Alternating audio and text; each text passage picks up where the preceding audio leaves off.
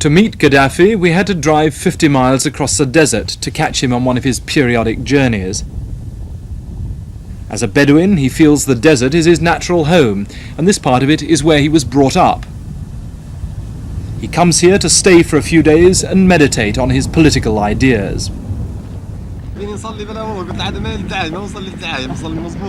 Gaddafi is a strange mixture of ideological otherworldliness and toughness. 2 years ago there were 36 executions after one of several coup attempts against him. Then he would say there was other blood on his hands. He's been paymaster to the IRA and to the most extreme Palestinian groups. But Western diplomats concede that he's mellowing, and now his attention is on consolidating his plans for the Jamahiriya. I believe all the world will be changed into this kind of political regime, which is Jamahiriya, and the future will be the future of Jamahiriyas in the world. And we only open the era of masses, the era of Jamahiriyas. As the French Revolution established the era of republicans, and we here, we can say Libya now is establishing the era of Jamahiris. Now, at the end of next month, there are going to be large changes, aren't there, as you move really to the next phase of the plan that you outlined in the Green Book. Can you tell me a little bit about the kind of changes that will take place then? We will establish finally the authority of the people in this following months, and the leaders of the revolution will lift the authority finally to the people, and the people through the people's congresses and people's committees will form this new state without any representation and without any president, without any leader. But what about Islam in its social role? Will Islam as a religion, as a structure, play the kind of part that it has perhaps played in other Islamic countries? I believe as it is written in Quran and in the Bible also. The social justice is one of the main goals of these religions. As Jesus calls for or called for social justice and equality between all human beings, also Quran calls for this. And as I said, there is no contradiction between political regime Jamahiri also on and the Islam. Also, there is no contradiction between socialism and Islam, and there is no contradiction between socialism and Christianity and Jews and so on. Out in the country, where the revolution wants to get more people back to the land, the benefits of the oil money are more evident. The lives of many simple Libyans have been transformed by it. Saeed El Viaturi, for instance, has a small farm of 60 acres where 10 years ago he grazed his sheep on desert scrub. There are 400 farmers like Saeed on this cooperative.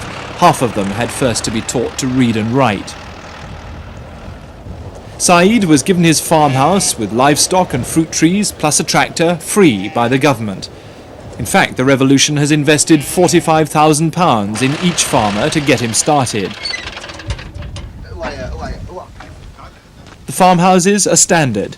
Farmer Saeed didn't want us to look inside, but we were assured that each house had a sitting room with a visitor's lavatory, 3 other rooms with kitchen and bathroom, and a barn and outhouses for the stock and storage. With the tractor went 25 sheep, 25 laying hens, grapevines and trees, olive, fig, peach and plum. Said no doubt was something of a model farmer, but we went there unescorted and were able to see and ask for ourselves. As a desert, the place was known as Death Valley, then changed after reclamation to Valley of the Living, apparently at Colonel Gaddafi's suggestion. It's a project that's very much the apple of his eye, and we heard that he drops in from time to time, alone and incognito, to have tea and a chat with farmers like Said. But we also heard of cases where the pioneer farming hadn't been quite so cosy.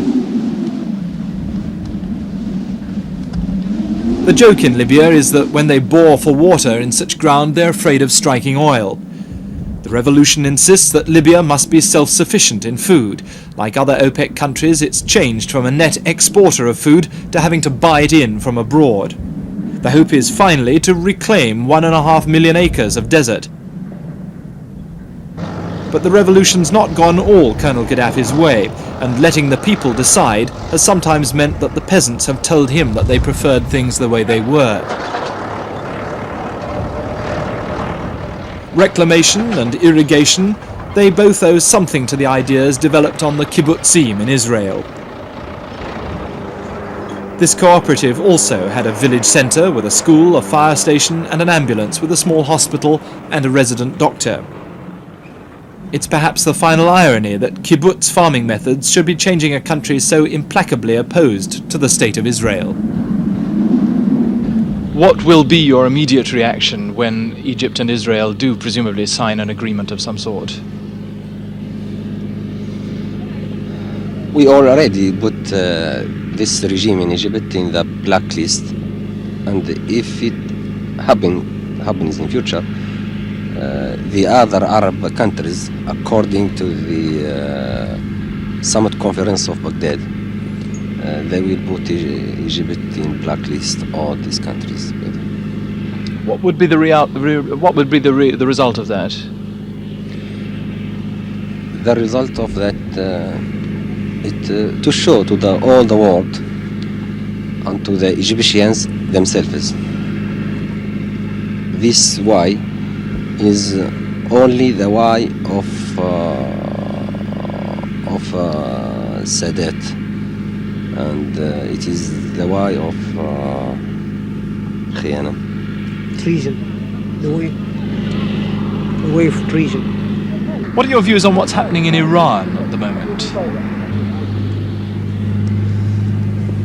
It is the people's revolution, and it is right thing is being done in Iran against this dictatorial regime of Shah and this influence of USA and this backwardness in this country and this decay in the life, social life of this society. And the people's revolution is the medicine for this illness of this country. Can we now move on to Saudi Arabia? Will that country experience the same kind of upheavals that Iran has? Of course. The time will come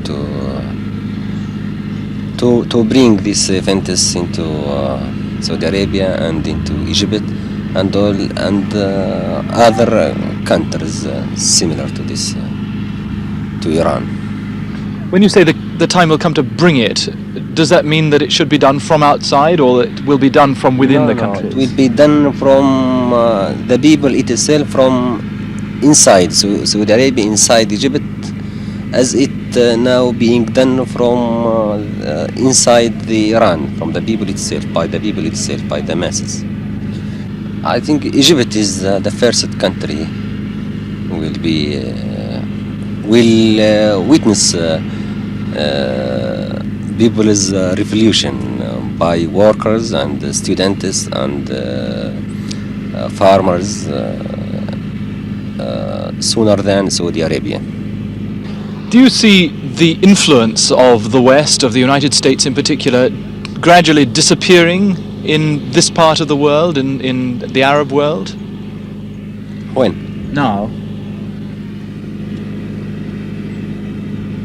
You mean the influence of America? Yes. Disappears now. Yes. ترون أنها Is it تنقص. beginning to disappear now?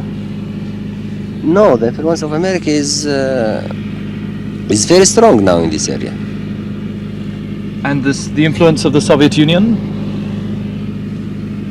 I don't see any influence of the Soviet Union, but I see cooperation between Soviet Union and these countries. As Libya moves into 1979, what changes do you expect to see in the program that you've been outlining? Not only Libya is being changed into 79, all the world is being changed now into this new year. And what I can say, not about Libya, but all the world, I wish for all the world, especially the Catholic world, must go back to the words of Jesus and the words of God and read the Bible again and again, because now they are acting against the Bible, against the words of Jesus, against the words of God. That I want, and that my wish for all the Catholic world and all the world peoples in the world in this new year. Gaddafi is a visionary, a prophet with honour really only in his own country. There, Libya's huge oil exports have made it possible to put the vision into practice. But the vision itself, the Jamahiriya, is unlikely to prove exportable.